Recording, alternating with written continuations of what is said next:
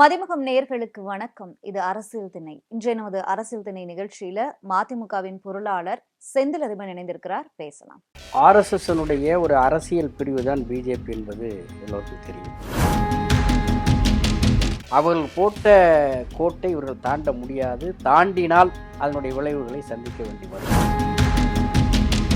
நானே கடவுளின் குழந்தை என்று எப்பொழுது மோடி அவர்கள் சொல்ல ஆரம்பித்தாரோ அப்பொழுதே ஆர்எஸ்எஸ் ஒரு புள்ளி வைத்து விட்டதாக கருதலாம். அரசியல் லாபத்துக்காக தாங்கள் விரும்புகிற இலக்கை அடைவதற்காக பாரதிய ஜனதா கட்சி எந்த எல்லைக்கு போகும்? ஏக்நாத் ஷிண்டே யார் என்பதுதான் $1 மில்லியன் கேள்வியாக இருக்கும்.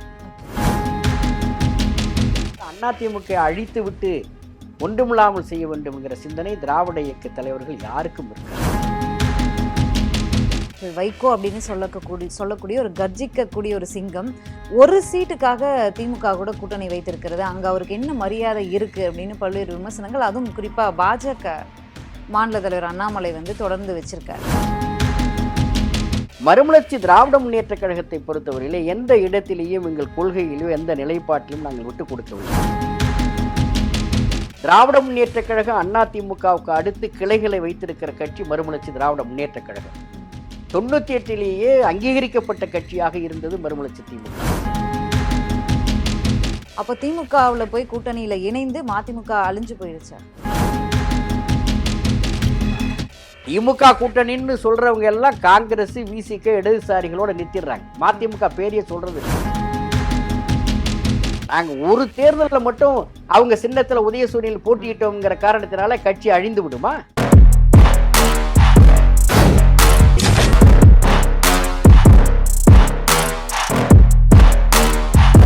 அரசியல் திணை நிகழ்ச்சியில் இணைந்தமைக்கு மகிழ்ச்சி சார்.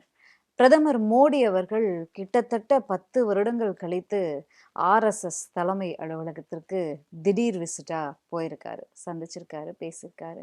ஏன் இந்த திடீர் சந்திப்பு? அப்போ மோடி அவர்கள் மாற்றப்படுவாரா அப்படின்னு ஒரு கேள்வி எழுந்திருக்கு. வணக்கம். ஆர்எஸ்எஸ் பிஜேபி உறவு என்பது அது ஒரு நாணயத்தினுடைய 2 பக்கங்களைப் போல. ஆர்எஸ்எஸ் பிஜேபி ரெண்டையும் அவ்வளோ சீக்கிரம் பிரிச்சிட முடியாது. ஆர்எஸ்எஸ்னுடைய ஒரு அரசியல் பிரிவு தான் பிஜேபி என்பது எல்லோருக்கும் தெரியும். 1974 ஆர்எஸ்எஸ்ஸில் தீவிரமாக இயங்கியவர் நம்முடைய பிரதமர் மோடி அவர்கள்.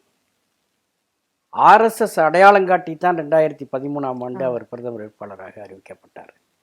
ஆனால் பிரதமராக பொறுப்பேற்றதற்கு பிறகு 2014 தேர்தலில் வெற்றி பெற்ற போதும் சரி, 2019 தேர்தலில் வெற்றி பெற்ற போதும் சரி, அவர் ஆர்எஸ்எஸ் தலைமையகத்துக்கு செல்வார் என்று எதிர்பார்ப்பு நிகழ்ந்தது. ஆனால் அது சில பல காரணங்களாலே நடக்கவில்லை. ஆனால் இப்பொழுது சொல்லப்படுகிற கருத்து, அவருடைய தலைமைக்கு அல்லது பிரதமர் வேட்பாளர் என்கிற அடுத்த தேர்தலுக்கு ஒரு நெருக்கடி ஏற்படலாம் என்ற யூகத்தின் அடிப்படையில் செய்திகள் வந்திருக்கிற சூழலை அவர் போய் சந்தித்திருக்கிறார். பிஜேபியை கட்டுப்படுத்துகிற அதிகாரமிக்க ஒரு அமைப்பு என்று சொன்னால் அது ஆர்எஸ்எஸ். அவர்கள் போட்ட கோட்டை இவர்கள் தாண்ட முடியாது. தாண்டினால் அதனுடைய விளைவுகளை சந்திக்க வேண்டி வரும். அது பல நேரங்களிலே வரலாற்றிலே பல சம்பவங்கள் இருக்கின்றன. கடந்த ஆட்சி 2014 அமைந்ததற்கு பிறகு பிஜேபியினுடைய ஒன்றிய அமைச்சர்கள் ஆர்எஸ்எஸோடு, ஆர்எஸ்எஸ்னுடைய முன்னணி தலைவர்களோடு நிர்வாகத்தை எப்படி நடத்த வேண்டும் என்று சொல்லி நீண்ட விவாதங்களை நடத்தியிருக்கிறார்கள். அது வெளிப்படையாக வந்தது.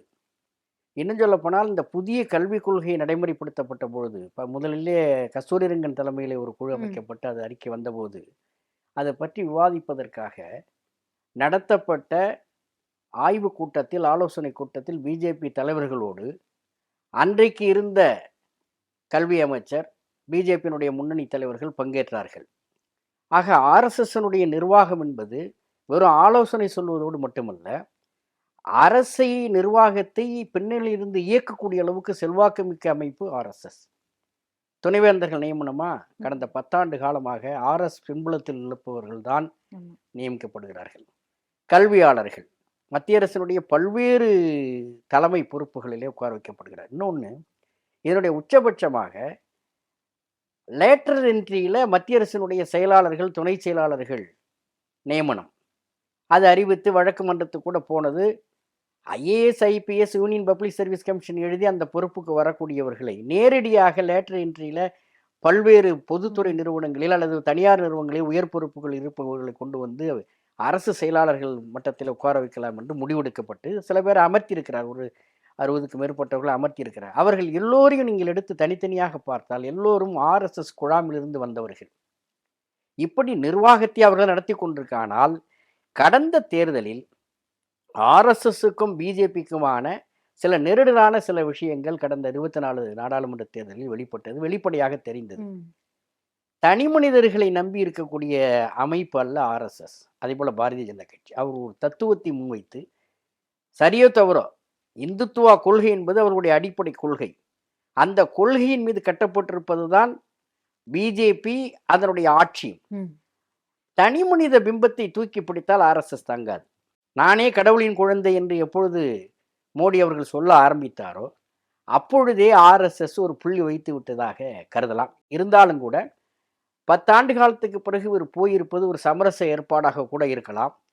இல்லது அடுத்த தேர்தலுக்கான இன்னொருவரை அடையாளம் காட்டுவதற்கான ஆலோசனையாக இருக்கலாம். வர ஏப்ரல் மாதம் பெங்களூருவிலே அவருடைய தேசிய குழு கூடுகிறது. பாரதிய ஜனதா கட்சியினுடைய தேசிய குழு கூடுகிறது. அதில் புதிய தலைவர் தேர்ந்தெடுக்கப்படலாம் பிஜேபிக்கு. அது பற்றிய ஆலோசனைகளை நேரடியாக நடத்துவதற்கு கூட அவர் போகலாம். ஆனால் ஒன்று, அங்கு போனதற்கு பிறகு வெளிப்படையாக பிரதமர் சொல்லியிருக்கிறார், ஒரு கலாச்சார ஆலமரம் ஆர்எஸ்எஸ் என்று சொல்லியிருக்கிறார். அது இப்போ எத்தகையது என்பது இந்த நாட்டினுடைய பழைய வரலாறு, 100 ஆண்டு கால வரலாறு கொண்டிருக்கிற ஆர்எஸ்எஸ் எப்படிப்பட்டது என்பது நாட்டுக்கு தெரியும். ஆனால் அதுக்கு ஒரே பதில், ஆர்எஸ்எஸ் ஒரு கலாச்சார மரம் என்று சொல்லியிருக்கிறார் பிரதமர். அதற்கு பதில் சொல்ல வேண்டும் என்றால், நாராயணகுருவும் மகாத்மா காந்தியும் சந்தித்த 100வது ஆண்டு நிறைவு விழாவில் மகாத்மா காந்தியினுடைய பேரன் துஷார் காந்தி கேரளாவில் வந்து கலந்து கொண்டு விட்டு ஒரு கருத்தை சொல்லியிருக்கிறார். ஆர்எஸ்எஸ் என்பது நமது நாட்டின் ஆன்மாவில் வளர்ந்திருக்கிற புற்றுநோய் என்று சொல்லியிருக்கிறார். அதைத்தான் என்னுடைய பதிலாகவும் நான் சொல்ல விரும்புகிறேன்.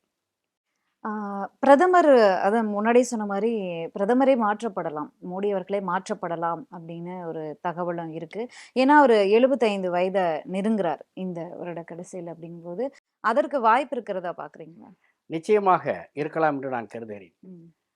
2002இல் கோத்ரா கலவரம் குஜராத்தில் நடந்ததற்கு பிறகுதான் அந்த கலவரத்தின் மூலமாக வெளிவந்த நரேந்திர மோடியை அடையாளப்படுத்தி இந்து ராஷ்டிர கட்டமைப்புக்கோ அல்லது இந்துத்துவா கொள்கைகளை வேகமாக முன்னெடுத்து செல்வதற்கோ ஆட்சி அதிகாரத்தில் மோடி போன்ற ஒருவர் தேவை என்று அவர்கள் குஜராத் மாநிலத்தில் இருந்து அவரை ம். ஒரு 12 ஆண்டு காலம் கழித்து அவரை கொண்டு வந்து பிரதம வேட்பாளராக அறிவித்தார். அதுக்கு பின்னணியிலே குஜராத் கலவரம் இருந்தபொழுது இஸ்லாமிய மக்களுக்கு எதிராக நடத்தப்பட்ட அந்த கலவரம் 3000 பேருக்கு மேல் படுகொலை செய்யப்பட்டார்கள். அந்த கலவரம் பயன்பட்டது. அதனுடைய ஹீரோவாக ஆர்எஸ்எஸ் கொண்டாடியது மோடி நரேந்திர அவர். மோடி. அன்றைக்கு ஆட்சி பொறுப்பில் இருந்தார், முதல்வராக இருந்தார். அதே போன்ற ஒரு சம்பவம் நாக்பூரிலே கடந்த 1 மாத காலமாக நடந்து கொண்டிருக்கிறது. அவுரங்கசீப் கல்லறையை அகற்ற வேண்டும் என்று சொல்லி இந்துத்துவா கும்பல் வெறிக்கூச்சலிட்டு ம். அங்கே மராட்டிய மாநிலத்தில் ஒரு அமைதியின்மை கடந்த 1.5 மாத காலமாக நடந்து கொண்டிருக்கிறது. அந்த மாநிலத்தினுடைய முதலமைச்சர் தேவேந்திர தேவேந்திர பட்னாவிஸ் பட்னாவிஸ். அதை நியாயப்படுத்துகிற போது ஆர்எஸ்எஸ்னுடைய அடித்தளமாக இருக்கக்கூடிய கொள்கைகளுக்கு ஆதரவாக இருப்பவர் தான், சந்தேகமில்லை. எனவே அடுத்த தலைவரை வன்முறைகளின் மூலமாக வன்முறை வெடித்து சிறுபான்மை மக்களுக்கு எதிராக களத்திலே வீரியமாக நிற்கக்கூடியவர்கள் யாரோ அது யோகி ஆதித்யநாத்துக்கும் பட்னாவிஸுக்கும் தான் போட்டி. இவர்களை விட அவர் தீவிரமாக இருக்கிற ஆதித்யநாத். ஆக இந்த இருவரில் ஒருவரை நிச்சயமாக ஆர்எஸ்எஸ் அடுத்த பிரதமர் வேட்பாளருக்கு அடையாளம் காட்டும் என்றுதான் நான் கருதுகிறேன். ம். அதே போல தான் பாஜக மாநில தலைவரும் மாற்றப்பட இருக்கிறார் அப்படிங்கிற தகவல் நேற்றிலிருந்து ரொம்ப தீவிரமாக பகிரப்பட்டு வருகிறது. அந்த மாற்றம் இருந்தால் தமிழகத்திற்கு நலன் பயக்குமா? இல்ல இல்லை, தலைமை மாற்றம் என்பதனாலே ஆர்எஸ்எஸ்னுடைய கொள்கைகளிலோ அவர்கள் நிலைப்பாடுகளிலேயோ எதுவும் மாற்றம் ஏற்பட்டு விடாது. யாராக இருந்தால், அண்ணாமலை இருந்தால் என்ன, வேறு யார் இருந்தால் என்ன. ஆனால் அவர்களுக்குள்ளே அந்த கூட்டணி முறிந்ததற்கு, அதிமுகவோடு ஏற்பட்டிருந்த கூட்டணி இடைக்காலத்தில் முறிந்ததற்கு காரணமாக அண்ணாமலை ஒரு கருதப்படுகிறார். எனவே ஒருவேளை அவர்கள் ஒரு கூட்டணியாக இருந்தால் அவர்கள் அண்ணாமலை சரியா வரமாட்டார் என்று சொல்லி கூட அவர்கள் மாற்றுவதற்கு தலைமையை முடிவெடுக்கலாம். ஆனால் ராஜினாமா செய்வேன்னு கூட சொல்லியிருந்தாரு. சொல்லியிருந்தார், ஏற்கனவே சொல்லியிருந்தார். இப்ப கூட அவர் பேசிய பேச்சுக்களில் ஒரு டெல்லி போயிட்டு வந்ததுக்கு பிறகு ஆமா, அளித்த அந்த பேட்டிகளை நிலைப்பாட்டுல தான் சொல்வதை இருக்கேன், பார்த்தால் மாற்றம் இல்ல அப்படின்னு சொல்லி. ஒருவேளை மாற்றப்படலாம். ஆனால் யார் மாற்றப்பட்டாலும் சரி, தலைவராக யார் வந்தாலும் சரி, பாரதிய ஜனதா அதனுடைய கொள்கையை பின்பற்றும். அவர்களுக்கு இருக்கக்கூடிய அஜெண்டாவை அவர்கள் செயற்படுத்துவதற்கு யாரை வேண்டுமானாலும் பயன்படுத்துவார்கள். அதில் எந்த சந்தேகமும் கிடையாது. சரி. தமிழகம் அப்படின்னாவே இரு திராவிட கட்சிகள், திமுக, அண்ணா திமுக அப்படின்னு.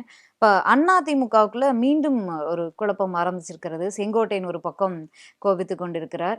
அமித்ஷா அவர்களை போய் எடப்பாடி அவர்கள் வந்து சந்திச்சுட்டு வந்தார் அப்படின்னா, அதற்கு பிறகு செங்கோட்டையன் தனியா போய் மறைமுகமாக போய் சந்திச்சுட்டு வராரு. என்ன நடக்குது அதிமுக? இல்ல, ஒன்றை புரிந்து கொள்ள வேண்டும். அரசியல் லாபத்துக்காக தாங்கள் விரும்புகிற இலக்கை அடைவதற்காக பாரதிய ஜனதா கட்சி எந்த எல்லைக்கும் போகும். கூட்டணி கட்சியாக இருந்தாலும் சரி. நீங்கள் 1996 பார்க்க வேண்டும். முதலாக அதிக இடங்களிலே பாரதிய ஜனதா கட்சி வெற்றி பெற்றது 96. வெற்றி பெற்று நாடாளுமன்றத்தில் முதன்மை பெற்ற கட்சி என்கிற அடிப்படையிலே அவர் ஆட்சி அமைப்பதற்கு உரிமை கோரினார் வாஜ்பாய். அப்போது உரிமை கோருகின்ற நேரத்தில்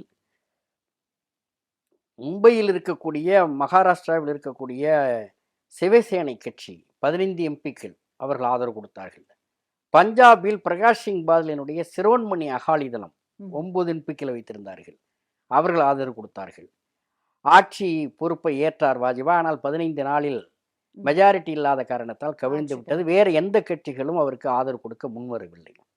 ஆக பாரதிய ஜனதா கட்சியினுடைய அரசு அமைப்பதற்கு முதலிலே 96 தோள் கொடுத்தவர்கள் மட்டுமல்ல, 98 6 ஆண்டு காலம் வாஜ்பாய் பிரதமராக இருந்த போதும் சரி, 2014 மோடி அவர்கள் பிரதமர் பொறுப்பை ஏற்ற போதும் சரி, சிரோன்மணி அகாலிதளும் சிவசேனையும் அவர்களுக்கு தோழமை கட்சியாக விளங்கினார்கள் பஞ்சாபிலும் மகாராஷ்டிராவிலும். இந்த 2 கட்சியினுடைய நிலை இன்றைக்கு தற்போது என்ன?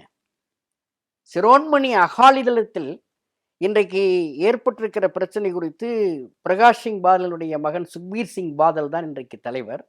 அவருடைய மனைவி சொல்லியிருக்கிறார், எங்கள் கட்சியை உடைத்து நொறுக்குவதற்கு பாரதிய ஜனதா கட்சி முயற்சி செய்கிறது என்று கடந்த வாரம் சொல்லியிருக்கிறார். நீண்டகால தோழமையோடு இருந்த கூட்டணி கட்சியான அகாலிதளத்துக்கு நேர்ந்த கதி. அதை போல 96ஆம் ஆண்டே 15 எம்பிக்களை கொண்டிருந்த சிவசேனை ஆதரவு கொடுத்தது முதலிலே. அதிலிருந்து தொடர்ந்து தோழமையாக இருந்தார்கள். ஆனால் அந்த பால் தாக்கரே உருவாக்கிய சிவசேனை கட்சி அது ஒரு இந்துத்துவ ஃபோர்ஸ் தான். கூட்டணியில் இருந்தார்கள். ஆனால் அவர்களை கட்சியையும் உடைத்து ஏக்நாத் ஷிண்டேயை உருவாக்கி இன்றைக்கு மகாராஷ்டிராவிலே ஒரு பலமிழக்க செய்து அந்த கூட்டணி கட்சியை விழுங்கி செரித்து விட்டது பிஜேபி என்று கூட சொல்லலாம். அதே போன்ற ஒரு நிலையை தமிழ்நாட்டில் உருவாக்குவதற்கு ஏக்நாத் ஷிண்டே போல ஒரு ஆளை அதிமுகவில் தேடிக்கொண்டிருக்கிறார். யாராவது வேண்டுமானாலும் இருக்கலாம். அவர்கள் கூட்டணிக்கு ஒத்துவராவிட்டால் எந்த எல்லைக்கும் போவார்கள். ஏக்நாத் ஷிண்டேனா நீங்க செங்கோட்டையன் அவர்கள்? நான் யார் என்று குறிப்பிட விரும்பவில்லை. ஆனால் பிஜேபிக்கு கிடைக்கக்கூடிய ஆயுதம், கருவி தேடிக்கொண்டிருக்கிறார்கள். யாரை ஒன்று கூட்டணிக்கு ஒத்துவர வேண்டும். இல்லை என்றால் நாங்கள் மகாராஷ்டிரா மாதிரி ஒரு மாடலை கையில் எடுப்போம், மராட்டிய மாடலை கையில் எடுத்து தமிழ்நாட்டிலே எதையும் செய்வோம் என்று மிரட்டி இருக்கிறார்கள். மிரட்டல் விடுக்கப்பட்டிருக்கிறது. அது இந்த புற சூழலில் வரக்கூடிய செய்திகள் அது நன்றாக தெரிகிறது. எனவே அந்த ஏக்நாத் ஷிண்டே யார் என்பதுதான் $1,000,000 கேள்வியாக இருக்கும்.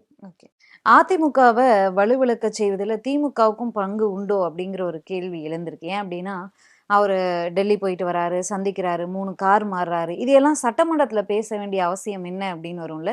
அதை வந்து முதலமைச்சர் பேசுறாரு, துணை முதலமைச்சர் பேசுறாங்க. அப்படிங்கும்போது அதிமுக வலுவிழப்புல வெளியில இருந்து பேசும்போது அதிமுக வலுவோடு இருக்கணும், பாஜகவோட சேர்ந்துடக்கூடாது, அதுதான் நல்லது தமிழ்நாட்டுக்குன்னு பேசினாலும் சட்டமன்றத்தில் போய் இதை பேசி நகைச்சுவை பண்ண வேண்டிய அவசியம் என்ன? இல்லை, சட்டமன்றத்தில் முதலமைச்சர் அவர்கள் குறிப்பிட்டிருப்பதற்கு காரணம் நிறைய பிரச்சனைகள், தமிழ்நாட்டு பிரச்சனைகள் இருக்கின்றது.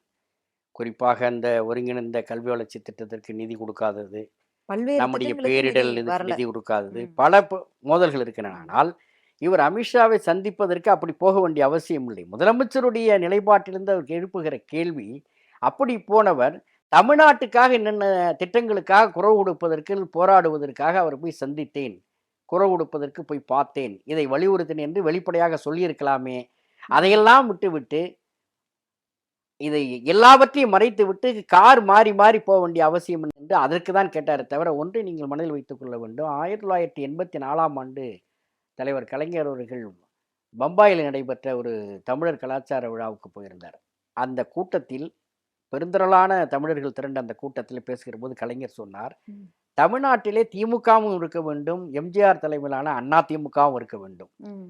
இந்த 2 கட்சிகளும் இணையாக இருந்தால்தான் இன்னொரு தேசிய கட்சி, அன்றைக்கு காங்கிரஸ் கட்சிக்கு இங்கே வேலை இல்லாமல் போகும். ஆக தமிழ்நாட்டில் அந்த திராவிட சித்தாந்தத்தை பெரியார் அண்ணா பாதையிலே வரக்கூடிய கட்சிகள் தான் ஆட்சியில் இருக்க வேண்டும், இருக்க முடியும். அப்படி இன்றைக்கு திமுக ஆட்சியில் இல்லாவிட்டாலும் கூட அண்ணா அவர்களுடைய பேரறிஞர் அண்ணா அவர்களுடைய இதயக்கணியாக இருந்த எம்ஜிஆர் தலைமையிலே ஆட்சி நடக்கிறது.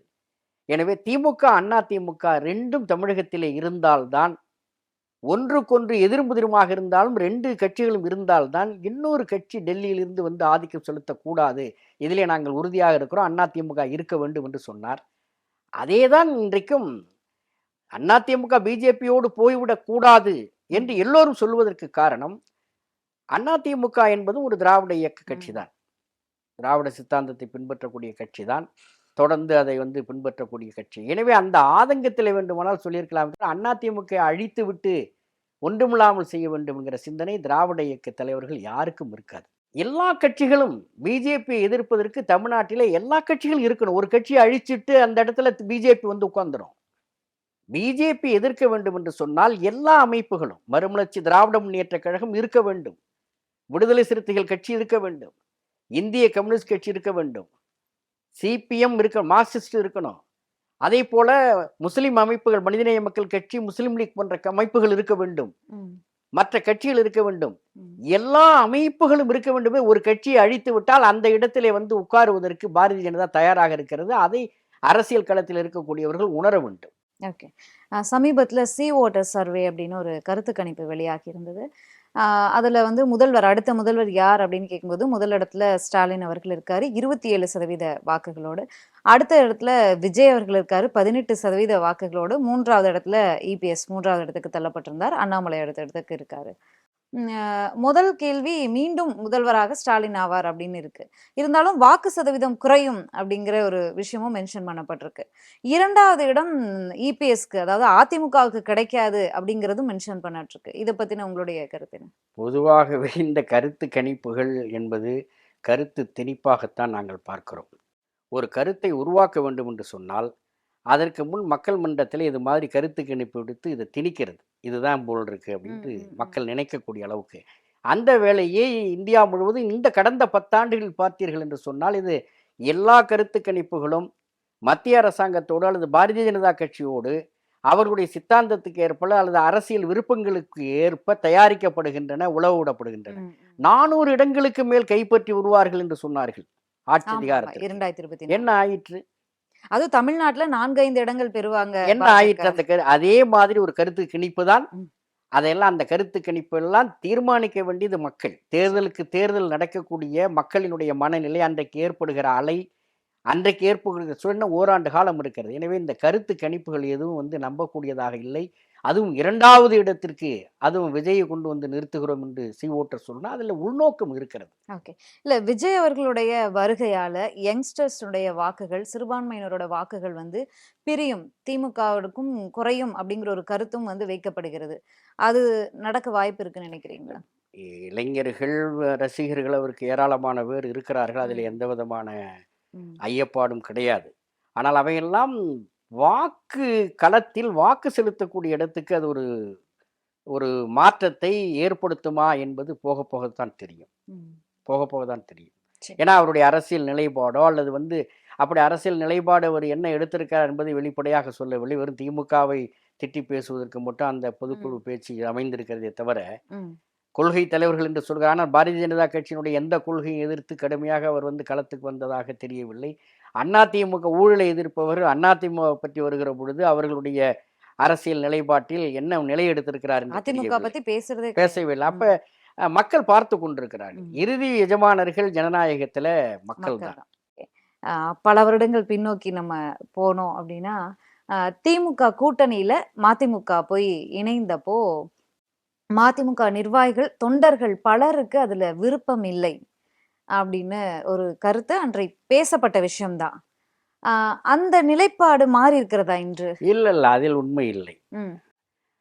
2017ஆம் ஆண்டு ஆர்கே நகர் தேர்தல் நேரத்திலே மறுமலர்ச்சி திராவிட முன்னேற்றக் கழகத்தினுடைய ம்.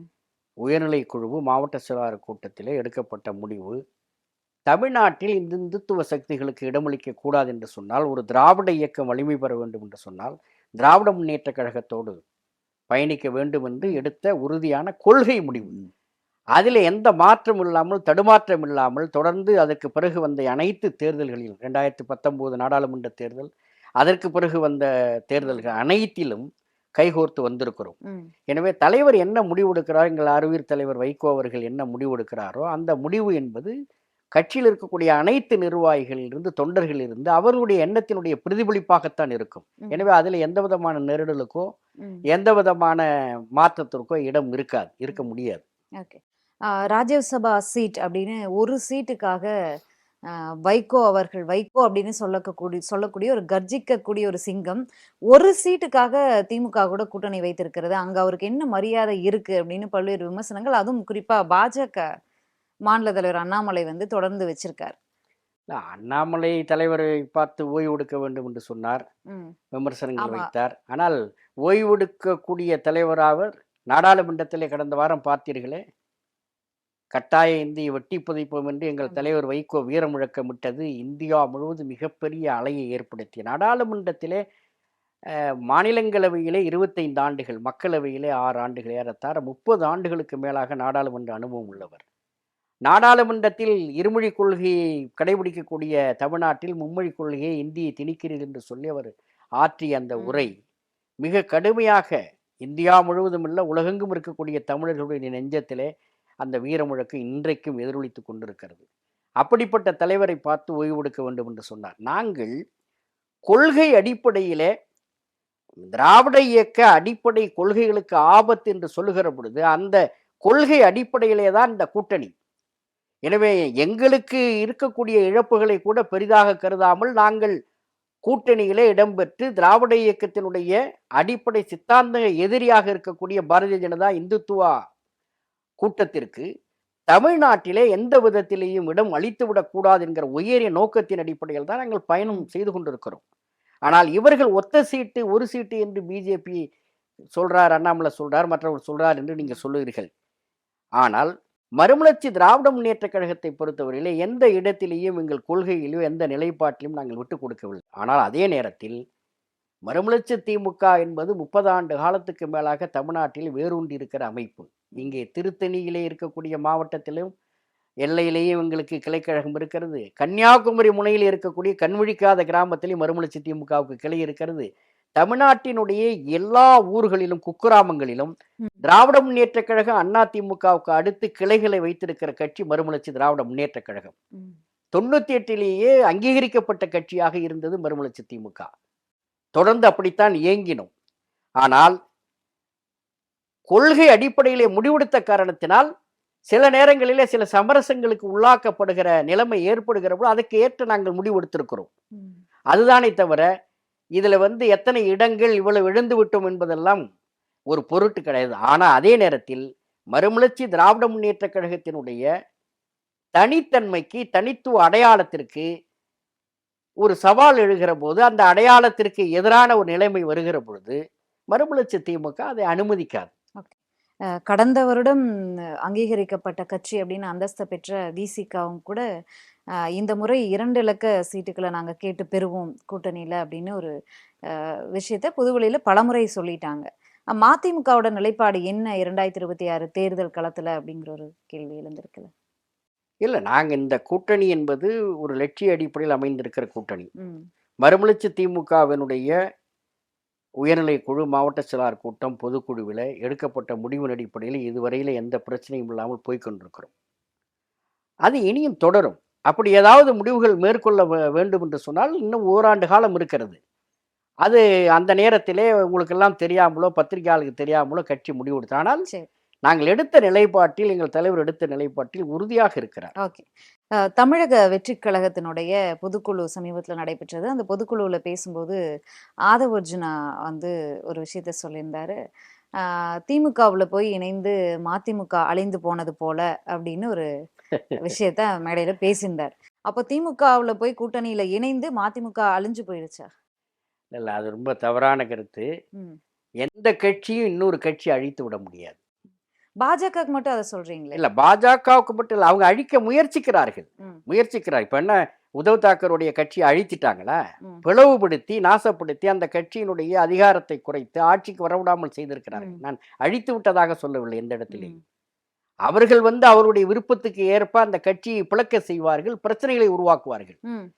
திமுகவோடு போய் இணைந்து அழிந்து விட்டது மதிமுக என்கிற ஒரு நேரட்டிவ் செட் பண்ணி இன்னைக்கு எல்லாரும் சில பேர் பேச இதுக்கு யார் பின்னணியில் இருக்காங்கன்னு எனக்கு தெரியல, எங்களுக்கு தெரியல. ம். மதிமுகவா இல்ல. இன்னும் சொல்ல போனா ஊடகத்துல பேசக்கூடிய நண்பர்கள், யூடியூப்ல பேசக்கூடிய அறிவாளிகள், அரசியல் விற்பனர்கள்லாம் திமுக கூட்டணின்னு சொல்றவங்க எல்லாம் காங்கிரஸ், விசிக இடதுசாரிகளோட நிறுத்திடுறாங்க. மதிமுக பேரையே சொல்றது இல்ல. ம். அதுக்கு அவர் சொல்ற காரணம் சின்னம், அந்த சின்னத்துல போய் நின்னாங்க. நாங்க 96ல தனி சின்னத்துல தான் நின்னோம். 96ல மட்டும் குடை சின்னம், அப்புறம் பம்பர சின்னம்.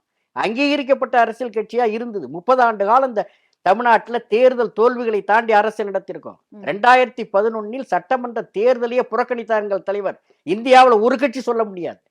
சட்டமன்ற தேர்தலையே புறக்கணித்து விட்டு மறுபடியும் மறுமலர்ச்சி திமுக களத்திலே நிற்கிறது. ஆனா இந்த கட்சியே இல்லை, மதிமுக அழிந்து விட்டது என்று சொல்லி ஆதவர்ஜனா மட்டும் சொல்றதா சொல்லல. யாருக்கோ பின்னணியில் இருந்து வேலை செய்யக்கூடியவர்கள் மறுமலர்ச்சி திமுகவை தமிழ்நாட்டு அரசியல் களத்தில் இந்த கட்சி இல்லை என்கிற மாதிரி ஒரு நேரட்டிவ் செட் பண்ணி பேசிக் கொண்டிருக்கிறார்கள். அதை பற்றியெல்லாம் எங்களுக்கு கவலை இல்லை. நாங்க ஒரு தேர்தலில் மட்டும் அவங்க சின்னத்துல உதயசூரியனில் போட்டியிட்டோம்ங்கிற காரணத்தினால கட்சி அழிந்து விடுமா? சரி, 2021 தேர்தலில் போட்டியிட்டோம். 6 எம்எல்ஏக்கள் போட்டியிட்டார்கள் உதயசூரியன்ல. 2024 நாடாளுமன்ற தேர்தலில் எங்கள் முதன்மை செயலாளர் துரை வைகோ அவர் தீப்பெட்டி சின்னத்தில் தான் என்றால் 3,13,000 ஓட்டு மறுமலர்ச்சி திமுக அந்த வித்தியாசத்தில் சென்றிருக்கிறது. ஒரு 15 நாட்கள் கூட அவகாசம் இல்லை. மக்களிடத்தில் அந்த புதிய சின்னத்தை எடுத்து கொண்டு போய் மக்களிடத்திலே வாக்கு கேட்டு, பம்பரம் சின்னம் இல்லை, ஆனால் புதிய சின்னத்தை தீப்பெட்டி சின்னத்தை தேர்ந்தெடுத்து மக்களை போய் சந்தித்த பொழுது திருச்சி நாடாளுமன்ற தொகுதியிலே கிட்டத்தட்ட 3,13,000 வாக்குகள் வித்தியாசத்தில் துரை வைகோ வெற்றி பெற்ற. அதையும் பேச மறுக்கிறார்கள். எங்கள் தலைவருக்கு இருக்கக்கூடிய தமிழ்நாட்டுக்காக, தமிழ்நாட்டினுடைய வாழ்வாதாரங்களுக்காக தொடர்ந்து போற யார்? எங்கள் தலைவர் செய்ததை போல இந்த 30 ஆண்டு காலத்தில் தமிழ்நாட்டுக்காக எரிகிற மெழுகுவர்த்தியாக தன்னை அர்ப்பணித்துக் கொண்ட தலைவர் எங்கள் தலைவர். எந்த பிரச்சனையாக இருந்தாலும் ஸ்டெர்லைட்டா 30 வருஷம் போராடி இருக்கார். முல்லை பெரியார் அணை இன்றைக்கு உடையாமல் பாதுகாக்கப்பட்டிருக்கிறது என்றால் எங்கள் தலைவர் எடுத்த முயற்சி. இன்னைக்கு திமுக கூட்டணியில் இருக்கக்கூடிய பல கட்சிகள் தமிழ்நாட்டில் நடக்கக்கூடிய பல விஷயங்களுக்கு, பிரச்சனைகளுக்கு மௌனம் காக்கிறது கூட்டணி தர்மத்துக்காக அப்படிங்கிற. இல்ல, அது சொல்ல முடியாது. நான் எல்லா பிரச்சனைகளும் எல்லா கட்சிகளும் அரசுக்கு சொல்ல வேண்டியதை சொல்லிக் கொண்டுதான் இருக்கிறோம். இன்னும் குறிப்பாக சொல்ல வேண்டும் என்றால் 12 மணி நேர வேலை என்று சொல்லி சட்டம் வந்த நேரத்தில் முதல் அறிக்கை கடுமையாக கொடுத்தவர் எங்கள் தலைவர் வைகோ. மறுநாளே முதலமைச்சர் அவர்கள் திரும்ப பெற்றார்கள். வேங்கை வயல் பிரச்சனை வருகிற பொழுது எல்லா தலைவர்களும் போனார்கள். எங்கள் முதன்மை செயலாளர் தோழர் துரை வைகோ சென்று அங்க இருக்கிற மக்களை சந்தித்து அந்த பிரச்சனைக்கு ஒரு தீர்வு காண வேண்டும் என்று சொல்லி அங்கே போய் அந்த பாதிக்கப்பட்ட இடத்துக்கு போய் சந்தித்து விட்டு வந்தார். எனவே தமிழ்நாட்டு பொதுவான பிரச்சனைகளிலே ஆனால் போராட்டம் நடத்துவது என்பது எதிர்கட்சியாக இல்லை. நாங்கள் முதலில் இப்பொழுதுதான் ஒரு ஆளுங்கட்சி கூட்டணியிலே மறுமலர்ச்சி திமுக இடம்பெற்றிருக்கிற காரணத்தினால் போராட்டம் நடத்தி தான் தீர்வு காண வேண்டும் என்கிற அவசியம் இருந்தாலும் கூட இப்பொழுது அந்த மக்காசோளத்துக்கு செஸ் வரி விதிக்கப்பட்ட போது 1% விதிக்கப்பட்ட நேரத்தில் எங்கள் துரை வைகோ தொடர்ந்து அதை கோரிக்கையாக வைத்தார். அமைச்சர்களை சந்தித்து சொன்னார், முதலமைச்சரையே சந்தித்து நேரடியே சொன்னார், துணை முதல்வரை பார்த்தார், விவசாயத்துறை அமைச்சரை பார்த்து பேசினார். அதற்கு பிறகு பெரம்பலூரிலே கடந்த 3ஆம் தேதி கடந்த 3ஆம் தேதி மார்ச் 3ஆம் தேதி ஒரு ஆர்ப்பாட்டத்தை நடத்தி மக்களுக்கு கோரிக்கை வைத்தார். ஒரு வார காலத்துக்குள் அதை நீக்கம் செய்து அறிவிப்பு வெளியிட்டிருக்க. எனவே போராட்டம் நடத்தி தான் அவர் தீர்வு காண வேண்டும் என்ற அவசியம் இல்லை. அமைச்சர்களை சந்தித்து கோரிக்கை வைத்து ஒரு ஆளுங்கட்சி கூட்டணி இருப்பதனாலே நாங்கள் சொல்ல வேண்டிய விதத்திலே அரசுக்கு எடுத்து சொல்கிறோம். அதுக்கு ஒரு தீர்வு கிடைக்கிறது. சரி, ஹிந்தி முழக்கம் மீண்டும் ஆரம்பமாக இருக்கிறது. மும்மொழி கொள்கை வேண்டாம், இருமொழி கொள்கை போதும், முதல்ல நாங்கள் சக்சஸாக இருக்கோன்னு. அது தொடர்பாகவும் நாடாளுமன்றத்தில் வைகோ அவர்கள் உரக்க பேசியிருந்தாரு. தமிழகம் பேசுவது அண்டை மாநிலங்களும் இப்போ கை தூக்க ஆரம்பித்திருக்கிறது. குறிப்பா வட மாநிலங்கள் பேசுறது அப்படிங்கிறது மிகப்பெரிய விஷயம். மகாராஷ்டிர முதலமைச்சர் பேசியிருக்காரு. தமிழகத்தை பாருங்க, அவங்க தாய்மொழியில எவ்வளவு பற்றா இருக்காங்க, அவங்கள பார்த்து பேசுங்க, நம்ம மராட்டிய மொழியில பேசுறேன்னா கன்னத்துல அரைங்கன்ற அளவுக்கு அவர் வந்து தமிழ்நாட்டை பார்த்து எக்ஸாம்பிளா சொல்லி பேசியிருக்காங்க. இது எப்படிப்பட்ட ஒரு விஷயம்? இல்ல, இந்தியாவுக்கு வழிகாட்டக்கூடிய கொள்கை கோட்பாடுகளை கொண்டிருக்கிற இயக்கம் திராவிட இயக்கம். ஒரு 100 ஆண்டு கால வரலாறு கொண்டிருக்கையும் சமூக நீதிக்காக அரசியல் சட்டத்தை முதலில் திருத்தம் செய்ய வைத்தது தந்தை பெரியார் திராவிட இயக்கம். எனவே சமூக நீதி கொள்கையில எப்படி இந்தியாவுக்கு வழிகாட்டுகிற கலங்கரை விளக்கமாக திராவிட இயக்கம் இருக்கிறதோ அதை போல மொழி கொள்கையிலேயும் நாம் வழிகாட்டக்கூடிய இடத்தில் இருக்கிறோம். எல்லா மாநிலங்களும் பேச ஆரம்பித்திருக்கின்ற ஒரு நீண்ட வரலாறு இந்தி திணிப்புக்கு எதிராக, இந்தி மொழிக்கு எதிராக அல்ல. 1920ஆம் ஆண்டே இந்தி பிரச்சார சபாவை இங்கே வந்து மகாத்மா காந்தியடிகள் தியாகராய நகரிலே தொடங்கி வைத்து விட்டு போனார். இன்று வரையிலே செயல்பட்டு கொண்டிருக்கிறது. தமிழ்நாடு முழுவதும் லட்சக்கணக்கானவர்கள் இந்தி மொழியிலே தேர்வு எழுதுகிறார்கள், இந்தி படிக்கிறார். அதுக்கு எந்த தடையையும் அரசு ஏற்படுத்தவில்லை. ஆனால் இந்தி படித்தால்தான் நீ இந்தியன் என்று சொல்வார்களானால், அல்லது இந்தி மொழியை நீ படித்தால்தான் நீங்க வந்து இந்தியன் என்பதை அரசியல் சட்டம் இதுவரை தேசிய மொழி என்று அரசியல் சட்டத்தில் இல்லை. இன்னும் சொல்ல போனால் அரசியல் சட்டத்தில் நேஷனல் லாங்குவேஜ் என்கிற ஒன்று இல்லவே இல்லை. எந்த இடத்திலும் கிடையாது, எந்த இடத்திலும் கிடையாது. அலுவல் மொழியின் மட்டும்தான் நேஷனல் தேசிய. ஆனால் 8வது அட்டவணையில் 22 மொழிகள் இருக்கின்றன.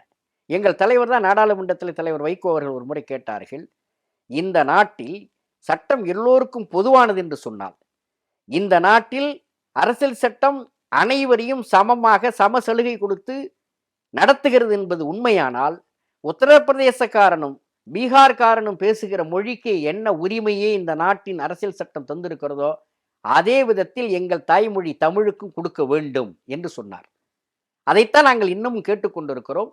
மொழி திணிப்புக்கு எதிராக எங்களுக்கு போதும். இன்னைக்கு ஆகாஷ் படேல்னு குஜராத்தில் ஒரு எழுத்தாளர் அவர் எழுதினார் டைம்ஸ் ஆஃப் இந்தியாவில். என்ன எழுதினார்னா, உலகத்தில் எந்த மூலையில் பார்த்தாலும் தகவல் தொழில்நுட்ப துறையில் தமிழ்நாட்டு இளைஞர்கள் தான் இருக்காங்க. நாங்கள் பார்த்தோம், குஜராத்துக்காரன் குஜராத்தியும் இந்திய மொழி படிச்சுட்டு தெருவில் நிற்கிறான். ஆனால் எங்கே பார்த்தாலும் முன்னணியில் தமிழ்நாட்டு இளைஞர்கள் இருக்கிறார்கள். ஏன்னு பார்த்தா 50 ஆண்டு காலத்துக்கு முன்பு அண்ணா காலத்தில் அவர்கள் நடைமுறைப்படுத்தி இருமொழி கொள்கை அவர்களை உலகளாவிய அளவுக்கு உயர்த்தி இருக்கிறது. குஜராத்து பின்தங்கி, இன்னும் சொல்லப்போனால் குஜராத் மாடல்லாம் சொன்னாங்க, அதெல்லாம் இன்றைக்கு பின்தங்கி விட்டது என்று எழுதுகிறார்கள் என்றால் அண்ணா அவர்கள் அன்றைக்கு நடைமுறைப்படுத்திய இருமொழி கொள்கை. எனவே இன்றைக்கு இதை பின்பற்ற தொடங்கி இருக்கின்ற எல்லா மாநிலங்களிலும் சரி நாம படிக்கிற 3 மொழி. உத்தரப்பிரதேசக்காரன் எந்த மொழி படிப்பாங்க? 3 மொழி. பீகார்காரங்க எந்த மொழி? அதை சொல்லட்டுமே பிஜேபிக்காரன். பிஜேபி ராஜஸ்தான்ல இருக்கிறவங்க, மத்திய பிரதேசத்தில் இருக்கிற 3வது மொழியை எந்த மொழியை கற்பிக்க போகிறார்கள்? 2 மொழி இருக்காங்கிறதே கேள்விக்குறிதான். 2 மொழியே கிடையாது, இந்தி தான் இருக்கு. எனவே தமிழ்நாடு எதிர்ப்பதற்கு காரணம் அதுதான். ஆனால் அதை இந்திய ஒரு அரசியல் கருவியாக பயன்படுத்தி நம் மீது திணிக்க வேண்டும் என்று முயற்சிக்கிற பொழுது அது கடுமையான எதிர்ப்பு வருகிறது. இன்றைக்கு வரலாறு மீண்டும் எழுப்பப்பட்டிருக்கிறவர்கள் இந்தியை திணித்தால் அது புதிய கல்விக் கொள்கை மூலமாக இன்னும் சொல்ல போனால் கோல்வாக்கர் தான் சொல்வார், குருஜி கோல்வாக்கர் RSS அவர் 2வது தலைவராக இருந்தவர். அவர் மிகப்பெரிய சிந்தனவாதி. அவர் சொல்லியிருக்கிறார், இன்னும் இந்தியாவினுடைய ஆட்சி மொழியாக இருக்க வேண்டிய எல்லா தகுதியும் சமஸ்கிருதத்துக்கு தான் இருக்கு. சமஸ்கிருதம் அந்த இடத்தை பிடிக்கிற வரைக்கும் நம்ம இந்திய தூக்கி பிடிக்கணும், இந்திய வளர்க்கணும்னு சொல்லி அதை தான் இவங்க செய்யறாங்க. மாநிலங்கள் என்பதையே RSS ஏற்றுக்கொண்டது கிடையாது. 1956 மொழிவாரி மாநிலங்கள் பிரிக்கப்பட்ட நேரத்துல குருஜி கோல்வாக்கர் என்ன எழுதினார் சொன்னா, மாநிலங்கள் பிரிவினையே கூடாது, மொழிவாரி மாநிலங்கள் பிரிக்கவே கூடாதுன்னார். ஒரே நாடு, இந்து ராஷ்டிரம், ஒரே மொழி, ஒரே பண்பாடு, ஒரே கலாச்சாரம். அதை நடைமுறைப்படுத்துவதற்கு இந்து ராஷ்டிரம் அதை நோக்கிய பயணத்திலே தான் அவர்கள் இந்தியை திணிக்க முயற்சிக்கிறார்கள். அதை கடுமையாக எதிர்ப்போம். அதற்கான எதிர் விளைவு சந்தித்து ஆக வேண்டும் பாரதிய ஜனதா கட்சி. நன்றி சார், நன்றி. உங்களோட நேரத்தை எங்களோட பகிர்ந்தமைக்கு மிக்க நன்றி. ரொம்ப நன்றிங்க. இன்றைய நமது அரசியல் திணை நிகழ்ச்சியில இணைந்திருந்த சிறப்பு விருந்தினர் மதிமுகவின் பொருளாளர் மு. செந்திலதிபன் நிறைய கேள்விகளுக்கு ஆழமான பதில்களை கொடுத்திருந்தாரு. மீண்டும் இன்னொரு சிறப்பு விருந்தினரோடு சந்திக்கலாம். நன்றி, வணக்கம்.